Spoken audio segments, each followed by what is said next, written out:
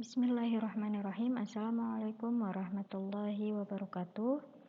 Pada pertemuan kali ini kita akan membahas permintaan dan penawaran uang. Kalau sebelumnya kita telah membahas tentang indeks harga, lalu ada inflasi. Selanjutnya hari ini kita membahas konsep permintaan dan penawaran uang. Nah, yang pertama itu ada definisi permintaan uang, yaitu jumlah uang yang diinginkan masyarakat dengan motif tertentu. Nah, untuk faktor-faktornya terdiri dari beberapa faktor permintaan uang. Yang pertama ada pendapatan, yang kedua ada suku bunga, lalu yang ketiga ada tingkat harga, dan yang keempat ada fasilitas kredit. Nah, untuk pendapatan, semakin tingginya pendapatan, permintaan akan uang pastinya semakin besar. Nah, karena konsumsi dan tabungan akan bertambah nih seiring dengan meningkatnya pendapatan. Jadi perlu diingat bahwa kalau pendapatan naik, maka permintaan uang pun akan naik. Nah, yang kedua ada suku bunga. Ada suku bunga. Ketika bunga naik, maka permintaan uang akan turun.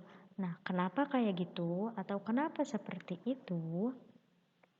Karena motif spekulasi masyarakat akan berkurang. Dalam hal ini spekulasi adalah dia berspekulasi bahwa harga-harga di masa yang akan datang akan naik, makanya dia menimbun nih. Jadi ketika bunga naik, bunga bank naik, maka orang-orang akan berlomba-lomba menyimpan uangnya di dalam bank tersebut. Maka permintaan uang pun akan turun. Lalu yang ketiga ada tingkat harga. Ketika harga naik, maka otomatis permintaan uang pun akan naik pula. Karena harga barang dan jasa bertambah mahal dan untuk membelinya diperlukan uang yang lebih banyak pula dan mengakibatkan permintaan uang akan semakin naik. Lalu yang keempat ada fasilitas kredit. Semakin baik fasilitas kredit, maka permintaan uang akan turun. Jadi, banyaknya bank yang memberikan fasilitas kredit dalam bentuk kartu kredit yang memudahkan masyarakat untuk menggesek setiap belanja menyebabkan permintaan akan uang kas menjadi semakin rendah. Nah, hal ini disebabkan karena untuk membeli sesuatu dapat dilakukan dengan menggunakan kartu kredit dan kartu kredit dapat dibayar dengan cara diangsur. Nah, lalu selanjutnya ada penawaran uang. Definisinya adalah jumlah uang yang beredar di masyarakat dalam bentuk fisik maupun dalam bentuk lain yang menjadi pengganti uang. Nah, maksudnya itu dalam bentuk fisik ini ada uang kartal, ada uang giral, atau bisa disebut dengan uang kertas atau uang logam. Nah, maupun dalam bentuk lainnya itu kayak cek, giro, wesel, terus ada apa lagi? Kartu kredit, kartu debit. Nah, itu penawaran uang yang menjadi pengganti uang. Untuk faktor-faktornya, yang pertama ada tingkat diskonto, lalu yang kedua ada cadangan kas, lalu yang ketiga ada pasar terbuka. Nah, tingkat diskonto merupakan bunga yang diterapkan bank sentral kepada bank umum yang meminjam dana. Jadi bank sentral itu adalah Bank Indonesia nih. Dia yang menerapkan bunga kepada bank umum yang meminjam dana di bank sentral. Bank umum misalkan BCA, Mandiri, nah dia minjem uang ke bank sentral dan diberikan bunga atau dikenakan bunga. Nah, Bank Indonesia itu kan bertugas sebagai leader of the last resort yang berkewajiban untuk membantu bank umum dalam hal pinjaman dana. Nah, semakin tinggi tingkat diskonto, maka semakin dikit uang yang dapat dipinjam oleh bank umum, sehingga penawaran uang akan berkurang. Jadi semakin tingginya diskonto yang diberikan atau yang ditentukan oleh si bank sentral ini, maka bank-bank umum otomatis meminjam dananya tidak banyak kan, maka penawaran uang akan turun. Lalu yang kedua ada cadangan kas. Cadangan kas merupakan tabungan atau simpanan uang tunai milik bank umum yang ada di bank sentral. Jadi si bank umum ini nyimpen di bank sentral nih. Semakin besar cadangan kas yang ditentukan oleh bank sentral, maka jumlah penawaran pun akan turun pula. Lalu yang ketiga ada pasar terbuka. Nah, kebijakan pasar terbuka itu kebijakan bank sentral dalam membeli ataupun menjual surat berharga milik pemerintah seperti obligasi negara, surat utang negara, dan sertifikat Bank Indonesia. Jika bank sentral menjual surat berharga, maka jumlah uang pun akan berkurang atau akan turun karena masyarakat dapat surat, sedangkan bank sentral mendapatkan uang yang selama ini beredar. Jadi seperti itu. Oke, kita lanjut ke teori permintaan dan penawaran uang. Nah, ini ada teori penawaran uang secara modern. Yang pertama ada pihak yang berhak mencetak uang adalah Bank Sentral atau Bank Indonesia. BI. Nah, lalu yang kedua ada menggunakan standar kertas atau standar kepercayaan karena logam tidak lagi digunakan sebagai standar nilai uang. Oke, 200, 100, 500 rupiah itu tidak lagi digunakan sebagai standar nilai uang. Lalu ada teori permintaan uang. Nah, ini menurut Irving Fisher, yaitu perubahan nilai uang atau tingkat harga merupakan akibat adanya perubahan jumlah uang yang beredar. Nah, dia merumuskan yaitu M kali V sama dengan P kali T. M yaitu jumlah uang yang beredar, lalu V kecepatan peredaran uang, P ada harga, dan T adalah jumlah transaksi atau jumlah produksi yang dicetak oleh berbagai produsen. Nah, ini contoh soalnya. Suatu hari perusahaan A dan perusahaan B membuat kesepakatan perdagangan dengan transaksi sebesar 100 juta rupiah. Jika jumlah uang yang beredar 10 juta, berapa kecepatan peredaran uang? Berarti yang ditanya adalah berapa kecepatan peredaran uang. Yaitu dengan rumus V nih. Tadi kan kita udah bahas MV sama dengan PT. Ini ada kalinya ya, udah pasti. Kamu udah pada ngerti lah ya. Nah, ketika ditanya V, maka kita turunin V sama dengan PT. Karena ini perkalian, kita pindah ruaskan menjadi pembagian. V sama dengan 100 juta.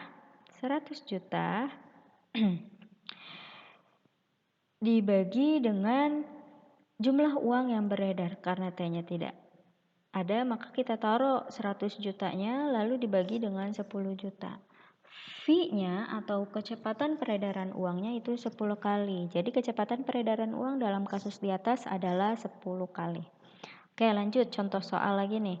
Suatu transaksi ekonomi pada tingkat harga sebesar 1 juta rupiah, barang yang terjual 100 unit.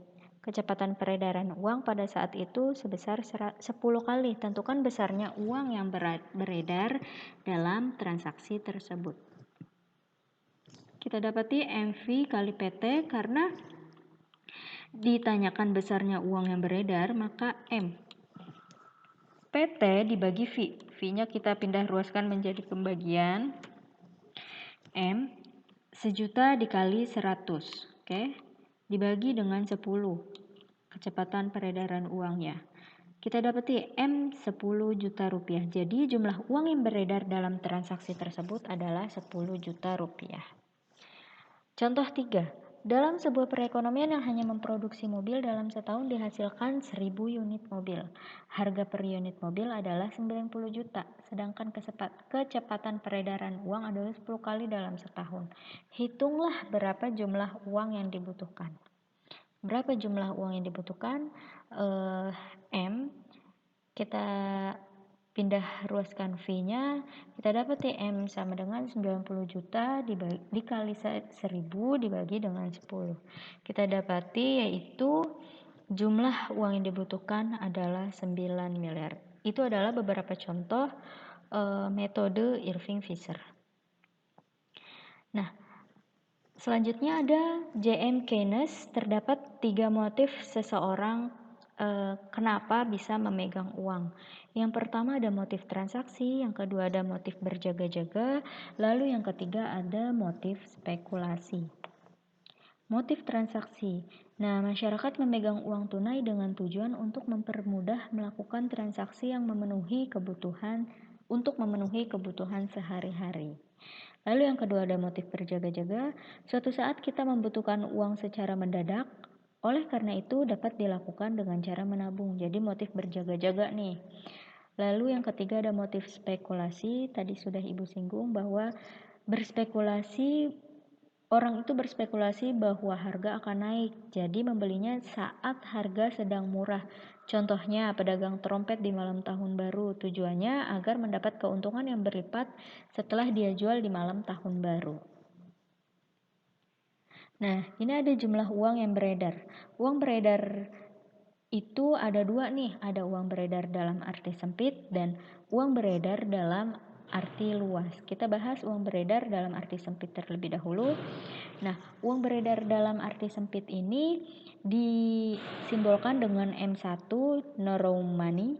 Secara sederhana dapat dikatakan bahwa uang beredar dalam arti sempit adalah seluruh uang kartal dan uang giral yang ada di tangan masyarakat. Jadi, uang kartal itu terdiri dari uang kertas dan uang logam. Itu ada bentuknya nih, ada wujud uangnya dan nominalnya. Lalu, kalau uang giral merupakan simpanan rekening koran atau giro masyarakat pada bank-bank umum. Simpanan ini merupakan bagian dari uang yang beredar karena sewaktu-waktu dapat digunakan oleh pemiliknya untuk melakukan berbagai transaksi. Kalau uang giral itu contohnya adalah cek, giro, wesel, kartu kredit, kartu debit, dan sebagainya. Maka dirumuskan M1 sama dengan UK plus UG. M1 yaitu jumlah uang dalam arti sempit, UK adalah uang kartal ditambah dengan uang giral. Nah, selanjutnya ada uang beredar dalam arti luas atau broad money yang disimbolkan dengan M2. Dalam arti luas, uang beredar merupakan penjumlahan dari uang beredar dalam arti sempit dengan uang kuasi.